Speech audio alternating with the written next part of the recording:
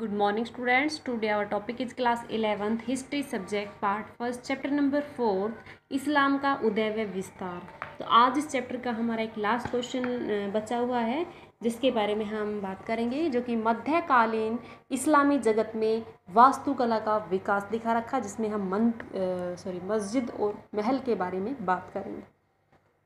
तो 10वीं शताब्दी तक इस्लामी जगत ने एक ऐसा रूप धारण कर लिया जिसने अपनी वास्तुकला द्वारा अपनी स्पष्ट पहचान बना ली थी। इस काल में अरब जगत में अनेक मस्जिद, महल तथा मकबरे बनाए गए।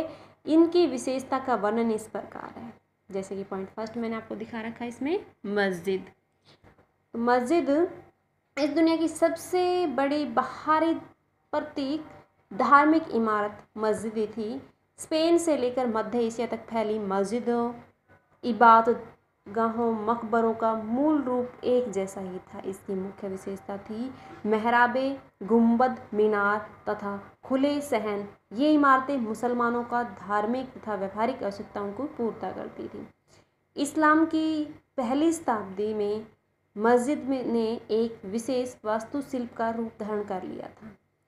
जैसे मस्जिद में एक खुला प्रांगण होता है। इस प्रांगण में एक फव्वारा तथा जलाशय बनाया जाता है। यह प्रांगण एक बड़े कमरे की ओर खुलता है जिसमें प्रार्थना करने वाले लोगों तथा नमाज का नेतृत्व करने वाले व्यक्ति इमाम के लिए पर्याप्त स्थान होता है। बड़े कमरे की दो विशेषताएं होती हैं। दीवार में एक मेहराब जो कि मक्का की दिशा का संकेत देती है तथा एक मंच जहां शुक्रवार की दोपहर की नमाज के समय प्रवचन दिए जाते हैं। इमारत में एक मीनार जुड़ी हुई होती थी।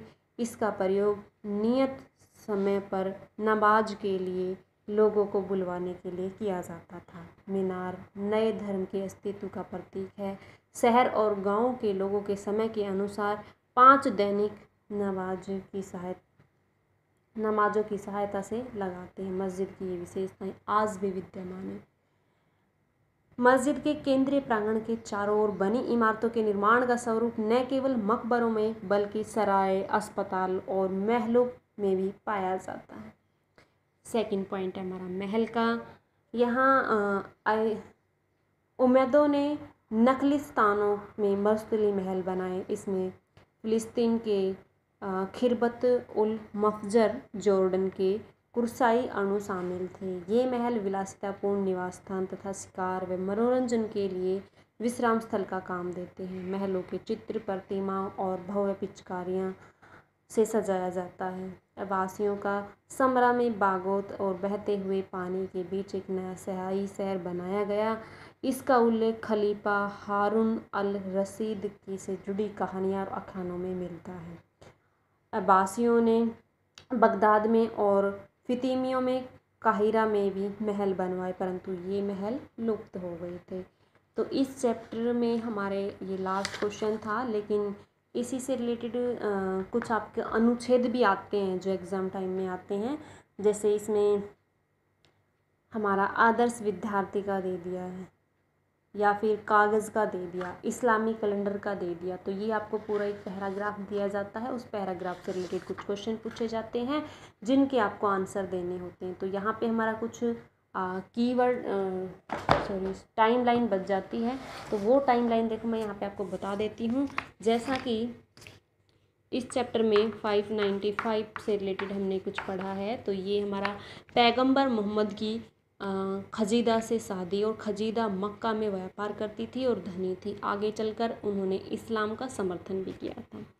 610 से 12 की बात करें तो यहाँ पैगंबर मोहम्मद का प्रथम रहस्योद्घाटन 612 में पहला सार्वजनिक उपदेश दिया गया था। 621 की बात करें तो मदीना के धर्मांतरित मुसलमानों के साथ अकाबा में पहला समझौता हुआ था।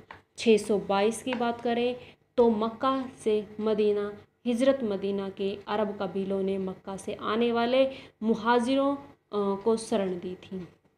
632 की बात करें तो यहाँ पे 32 से 61 तक की, तो खिलाफत के प्रारंभिक वर्ष सीरिया, इराक, ईरान, मिस्र पर विजय गृह युद्ध।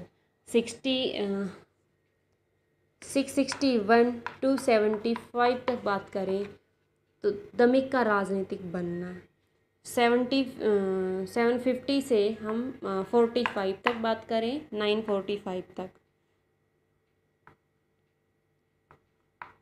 945 तक यहाँ हम बात करेंगे।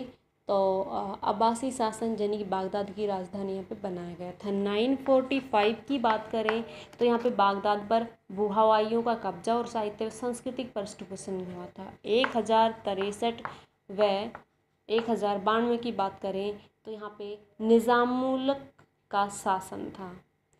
अब 1095 से 1291 की बात करें तो धर्म युद्ध हुए थे जो मुसलमान व ईसाइयों के संपर्क में हुए थे। 1111 की बात करें तो प्रभावशाली ईरान विद्वान गजली जिन्होंने बुद्धिवाद का विरोध किया था की मृत्यु हो गई थी। 1298 की बात करें 58 की बात करें तो मंगोलों ने बागदाद पर कब्जा कर लिया था। तो आज के लिए हमारा इतना ही होगा स्टूडेंट्स। ये चैप्टर आपका ऑफ हो चुका है। नेक्स्ट डे से नेक्स्ट वीडियो में हम नेक्स्ट चैप्टर स्टार्ट करेंगे। Thank you students, have a good day. ये लास्ट चैप्टर था आपका जो कि आपको इससे रिलेटेड नोट्स भी रेडी करना है और लर्न भी करना है।